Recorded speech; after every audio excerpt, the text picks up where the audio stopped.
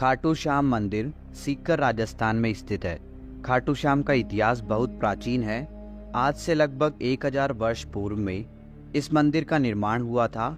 सीकर जिला मुख्यालय से 43 किलोमीटर दूर खाटू नामक गांव में बाबा खाटू श्याम का प्राचीन मंदिर है। इस मंदिर में भगवान श्री कृष्ण और बर्बरीक की पूजा होती है। खाटू श्याम में बर्बरीक का सिर है, जिसे बर्बरीक ने भगवान श्री कृष्ण के कहने पर दान कर दिया था। कलयुग में खाटू श्याम को श्री कृष्ण का अवतार माना जाता है। खाटू श्याम को हारे का सहारा कहा जाता है, क्योंकि जिसकी मनोकामना कहीं पूरी नहीं होती उसको श्याम बाबा पूरी करते हैं। इस वीडियो में हम आपको खाटू श्याम का इतिहास, कहानी, कथा और खाटू श्याम मंदिर कहाँ स्थित है इसकी पूरी जानकारी देंगे। खाटू श्याम का इतिहास महाभारत काल से है।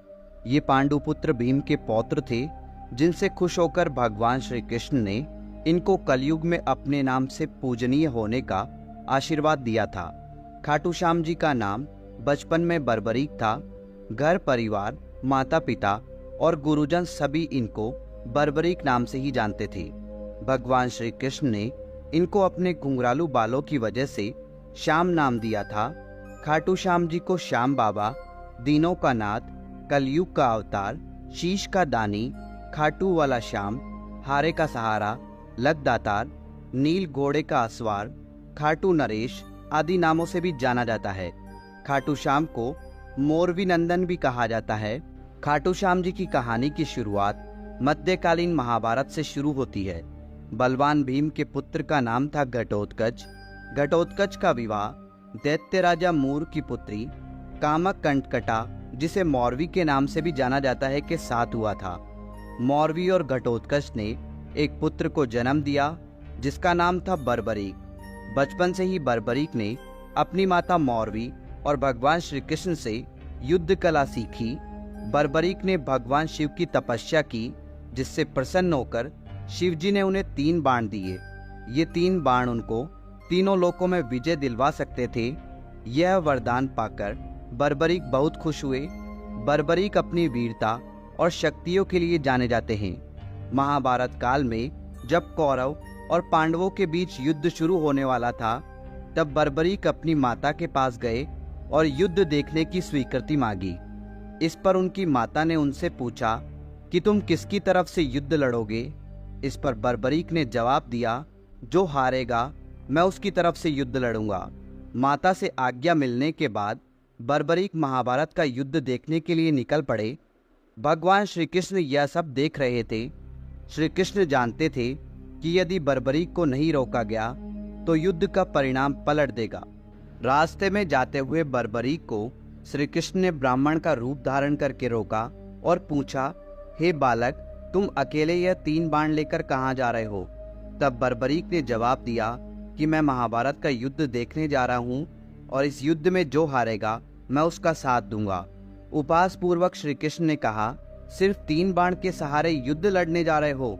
इनसे तो 3 सैनिक भी नहीं मरेंगे। यह सुनकर बर्बरीक बोल पड़े, हे ब्राह्मण, यह कोई साधारण बाण नहीं है। यह बाण मेरे आराध्य महाप्रभु शिवजी ने मुझे दिए हैं। 3 बाण तो क्या, सिर्फ एक बाण एक पल में युद्ध को खत्म कर देगा। हालांकि यह बात श्री कृष्ण पहले से जानते थे।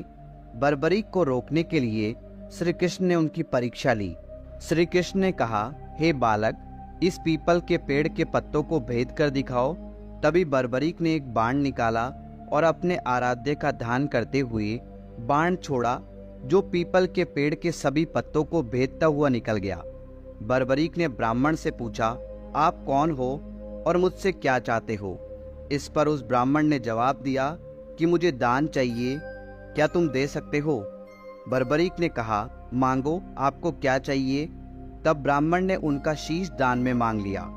यह सुनते ही बर्बरीक समझ गया कि यह कोई साधारण आदमी नहीं है। उसने ब्राह्मण को अपने वास्तविक रूप में आने को कहा। तब भगवान श्री कृष्ण अपने असली रूप में बर्बरीक को दर्शन दिए। अपने गुरु को सामने पाकर बर्बरीक धन्य हो गया। तब बर्बरीक ने रात भर भजन किया और दूसरे दिन फाल्गुन शुक्ल द्वादशी को स्नान करके अपने हाथों से बर्बरीक ने बिना देरी किए अपना शीश काटकर भगवान के चरणों में रख दिया। भगवान श्री कृष्ण ने शीश को एक ऊंचे स्थान पर रखा ताकि बर्बरीक महाभारत का युद्ध देख सके। बर्बरीक की दानवीरता से खुश होकर श्री कृष्ण ने उन्हें अपना नाम श्याम उपहार स्वरूप भेंट किया। साथ ही आशीर्वाद भी दिया कि आने वाले युग में तुम मेरे नाम से पूजे जाओगे। जब भी कोई हारा और टूटा हुआ भक्त तुम्हारे पास आएगा, तुम्हारी पूजा से उसके सब काम पूर्ण होंगे। श्री कृष्ण ने बर्बरीक के सिर को एक ऊंचे स्थान पर रख दिया। आज विश्वविख्यात खाटू श्याम मंदिर उसी स्थान पर बना हुआ है जहां पर उनका कटा हुआ सिर रखा गया था। तो यह है खाटू श्याम जी की बेहद अद्भुत कहानी। खाटू श्याम का महत्व कलयुग के साथ साथ बढ़ेगा, क्योंकि भगवान श्री कृष्ण ने इनको आशीर्वाद दिया था कि जैसे जैसे कलयुग बढ़ेगा तुम्हारा यश और लोगों की आस्था बढ़ेगी। आज बाबा खाटू श्याम हारे का सहारा बनकर भक्तों के काम कर रहे हैं और उनके दुख दर्द का हरण कर रहे हैं। खाटू श्याम का महत्व इसलिए भी बढ़ जाता है कि इन्हें कलयुग का भगवान माना जाता है। आस्थावान लोगों के हर काम होते हैं और ऐसा कहा जाता है कि जो व्यक्ति अपने जीवन में अपने दुखों और कष्टों से घिरा हुआ है, अपने जीवन में हार मान चुका है, उसे एक बार अवश्य खाटू श्याम जी की शरण में जाना चाहिए। तो दोस्तों, उम्मीद करते हैं बाबा खाटू श्याम का इतिहास और खाटू श्याम जी की कहानी आपको बहुत पसंद आई होगी। कमेंट बॉक्स में खाटू श्याम धणी की जय लिखकर कमेंट जरूर करें। धन्यवाद दोस्तों।